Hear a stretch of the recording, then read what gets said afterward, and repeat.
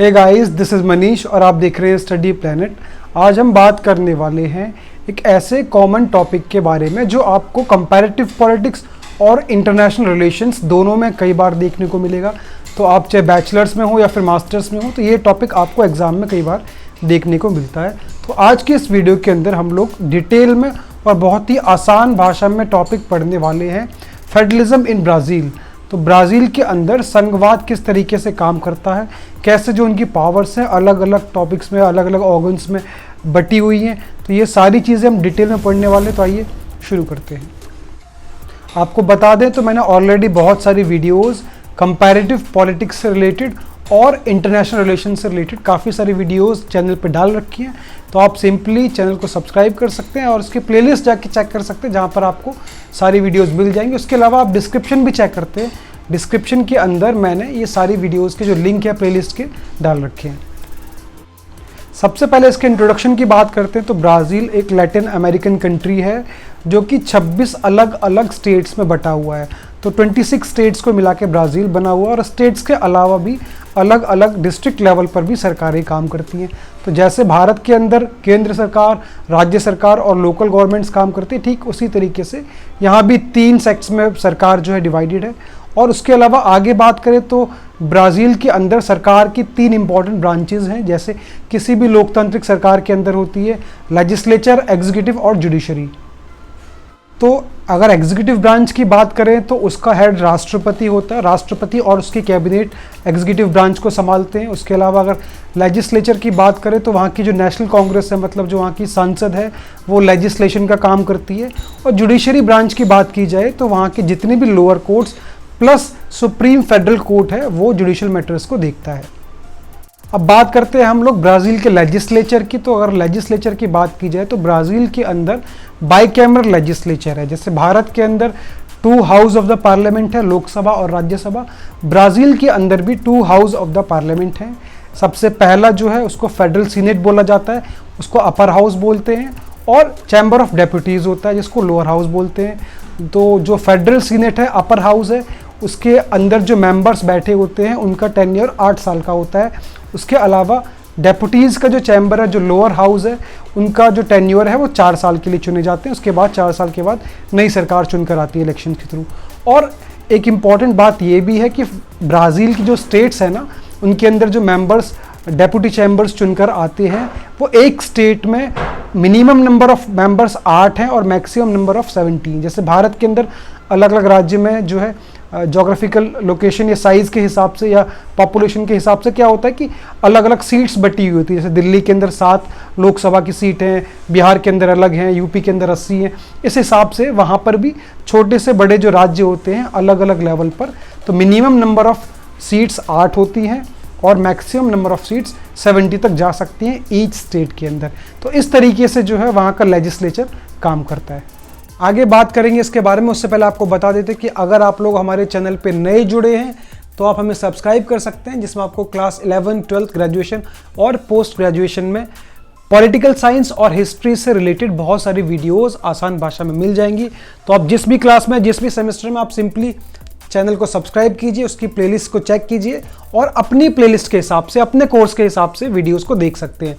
इसके अलावा अगर आप लोग हमसे पेड क्लासेस या पेड नोट्स आते हैं, उसके लिए भी आप हमें इंस्टाग्राम पे मैसेज कर सकते हैं। बात करते हैं ब्राज़ील के फेडरल सिस्टम की। तो ब्राज़ील का जो संघवाद है वो काफ़ी यूनिक स्ट्रक्चर है अपने आप में ही। तो ब्राज़ील का फेडरलिज्म बेसिकली कोऑपरेटिव फेडरलिज्म के आधार पर बना हुआ है, जिसका मतलब क्या है कि ब्राज़ील के अंदर जो पावर शेयरिंग है वो सेंटर, स्टेट और जो म्यूनिसिपैलिटीज़ हैं काफ़ी हद तक इक्वली बटी हुई हैं। अनलाइक इंडिया, अगर आप भारत को देखो ना, तो भारत के अंदर क्वासी फेडरल सिस्टम काम करता है, जिसका मतलब केंद्र जो है वो ज़्यादा शक्तिशाली होता है as compared to the state governments. लेकिन ब्राज़ील की बात की जाए तो वो क्या है, वहाँ पर पावर शेयरिंग का डिफरेंस इतना ज़्यादा नहीं है। केंद्र हो चाहे राज्य हो चाहे म्यूनिसिपैलिटीज़ हो, पावर शेयरिंग काफ़ी हद तक इक्वली डिस्ट्रीब्यूट कर रखी है। तो ब्राज़ील जो है बहुत ही कम दुनिया के ऐसे देश हैं जिसमें से ब्राज़ील भी है जो पावर शेयरिंग स्टेट्स और म्यूनिसिपैलिटीज़ को काफ़ी हद तक देता है। चाहे वो जो है रिवेन्यू, टैक्स रिवेन्यू की बात हो गई तो टैक्स रिवेन्यू में से बहुत सारा हिस्सा स्टेट्स को और म्यूनिसिपैलिटीज़ के खाते में पैसा जाता है। अब आप लोग सोचेंगे कि ब्राज़ील के अंदर ऐसा सिस्टम क्यों है, तो इसको जानने के लिए हमें थोड़ा सा ब्राज़ील के इतिहास जानना पड़ेगा, इसका बैकग्राउंड जानना पड़ेगा। तो आपको बताता हूँ, ब्राज़ील जो है बहुत लंबे टाइम तक, करीब 300 साल तक पुर्तगीज़ की कॉलोनी रहा। पुर्तगीज़ 1822 में वहाँ से गए, तो 1822 में जाने के बाद जो है ब्राज़ील को आज़ादी मिली। आज़ादी मिलने के बाद वहाँ पर मोनार्की चलती रही कुछ टाइम तक। मोनार्की के जाने के बाद वहाँ पर फर्स्ट रिपब्लिक आई, देन सेकंड रिपब्लिक आई, और दोनों ही रिपब्लिक फेल हो गई। उसके बाद बहुत लंबे टाइम तक वहाँ पर जो है सेना का शासन, मतलब मिलिट्री रूल चलता रहा।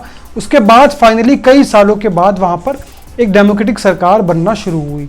तो अगर आप ये पूरा इतिहास देखोगे ना, जितनी भी रिपब्लिक्स वहाँ पर आई वो बार बार फेल हो रही थी, क्योंकि वहाँ के जो रूलर्स थे वो काफ़ी ज़्यादा एम्बिशियस थे और उनकी इतनी ज़्यादा महत्वाकांक्षा थी कि चुन के तो वो डेमोक्रेटिकली आते थे, लोकतांत्रिक तरीके से आते थे, लेकिन धीरे धीरे वो एक अथॉरिटेरियन रूल में कन्वर्ट हो जाते थे, एक डिक्टेटरशिप में कन्वर्ट हो जाते थे, क्योंकि उनकी इच्छा थी कि सारी जो सत्ता है वो हमारे हाथ में ही रहे। तो इसीलिए ब्राज़ील में जब नया संविधान बनाया गया तो उसके संवाद के अंदर इस बात को बहुत ध्यान रखा गया, उसके इतिहास को, कि आगे चल के जो है जो राष्ट्रपति की या जो फेडरल गवर्नमेंट की, केंद्र सरकार की जो पावर्स है, पोस्ट है, वो थोड़ी सी लिमिट कर दी जाए, ताकि वहाँ पर पहुँचने के बाद कोई भी राष्ट्रपति क्यों ना बने वो बहुत ज़्यादा अपने आप को एम्बिशियस ना करे, कि उसकी इतनी इच्छा ना हो कि वो धीरे धीरे डिक्टेटरशिप में कन्वर्ट ही ना हो। तो इसी बात को ध्यान में रखते हुए ब्राज़ील के फेडरल स्ट्रक्चर को बनाया गया है, और इसीलिए जो उनकी स्टेट्स हैं, जो म्यूनिसिपैलिटीज़ हैं, उनको काफ़ी ज़्यादा पावर शेयरिंग दी गई है।